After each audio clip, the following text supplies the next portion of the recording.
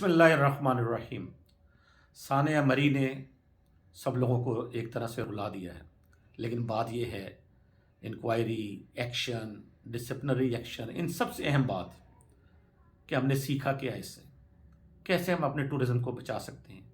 عرصہ دراز سے اس وقت یہ ہو رہا ہے کہ مری کے بارے میں لوگ کمپلینٹس کر رہے ہیں، کاغان کے بارے میں کر رہے ہیں، ناران کے بارے میں کر رہے ہیں، کالام کے بارے میں کر رہے ہیں کہ وہاں ہوٹلز والوں کے کوئی اصول نہیں ہیں، کرایہ کا کوئی سسٹم طے نہیں ہے، شاہراہوں پر اچھے ریسٹ ایریاز نہیں بنے ہوئے جیسے موٹر وے بنے ہوئے ہیں۔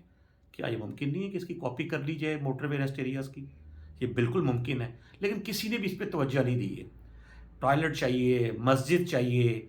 آپ کاغان چلے جائیں اور وہاں سے آپ اگر بابو سر ٹاپ جانا چاہیں تو صبح جا کے آپ رات کو واپس آ سکتے ہیں کاغان، لیکن افسوس کہ پورے راستے میں آپ کو کسی بھی جگہ پہ کوئی ٹوائلٹ نہیں ملے گی، حالانکہ ہمارے پاس پاکستان میں دنیا بھر سے فوڈ چینز موجود ہیں جن کے ریسٹورنٹس وہاں پر بنوائے جا سکتے ہیں۔ حکومت انہیں کہہ سکتی ہے کہ اگر آپ کراچی، لاہور، پنڈی، اسلام آباد جیسے شہروں سے نفع کما رہے ہیں تو کچھ وہاں لگا بھی دیں، اور وہ نقصان میں نہیں جائیں گے۔ وہاں پر کسٹمرز ہیں جو ان کو جو ان کے لیے ایک ان کے فائدے کا، نفع کا باعث بن سکتے ہیں، لیکن یہ کہا ہی نہیں جا رہا۔ اسی طرح جو موبائل سروسز ہیں، خدا را یہ ایک بات ذہن نشین کر لیجئے کہ موبائل کے بغیر زندگی کا کوئی مقصد نہیں ہے، بالکل بھی انسان رابطے سے کٹ جاتا ہے۔ تو ان علاقوں میں موبائل سروس قائم کرنا، ٹاور بنانا، کیا یہ جو موبائل کمپنیاں اتنا اربوں روپیہ یہاں سے بیڈ لے کے جا رہی ہیں،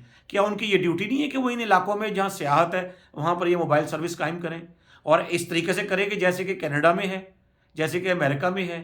انہی کمپنیوں نے وہاں بھی بوسٹر لگائے ہوئے ہیں، یا جو کم سے کم درجہ حرارت میں بھی کام کرتے ہیں، تو یہاں بھی ہونا چاہیے۔ تو میں یہ سمجھتا ہوں کہ ٹورزم کو اس کے حقیقی معنوں میں دیکھا جائے۔ اور دوسری ایک بات سب سے اہم کہ جو مرنے والے تھے وہ عام لوگ تھے، کوئی جج، کوئی بڑا وزیر، کوئی ایم این اے، ایم پی اے، کوئی بڑا آدمی، کوئی بڑا بیوروکریٹ نہیں فوت ہوا۔ اس میں وہ جو جاں بحق ہوئے ہیں وہ سب عام لوگ ہیں۔ خدا را عام لوگوں کو بھی انسان سمجھیں۔